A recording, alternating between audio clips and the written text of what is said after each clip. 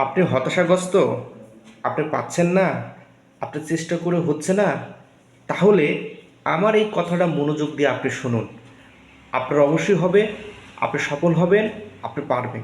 সেটা হলো কি, আপনারা একটা সদস্য খুঁজে পাচ্ছেন না, ভর্তি করতে পারছেন না, ঋণ দিতে পারছেন না, এর জন্য আপনাকে অনেক গালাগালি অনেক কথা শুনতে হচ্ছে। তো আমি এর জন্য ভর্তির জন্য একটা কৌশল শিখিয়ে দেব। সেই কৌশলটা যদি আপনারা বাস্তবায়ন করতে পারেন তাহলে অবশ্যই সফল হবেন। সেটা কি?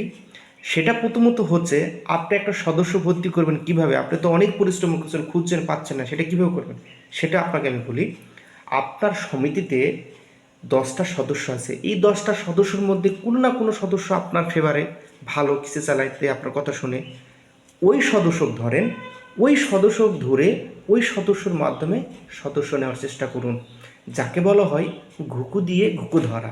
আপনি একটা ভালো সদস্য নিয়ে একটা ভালো সদস্য নিতে পারলে আপনার যেমন কিস্তি আদায়ের টেনশন করতে হবে না, বকেয়ারও টেনশন করতে হবে না, আপনার অ্যাসিটমেন্ট নিয়েও টেনশন করতে হবে না। তাহলে একটা কৌশল হচ্ছে কি, আপনি ভালো সদস্যর দ্বারা একটা সদস্য নেওয়ার চেষ্টা করুন এবং তার সাথে মেশার চেষ্টা করুন, তার থেকে ভালো ভালো সদস্য নেন।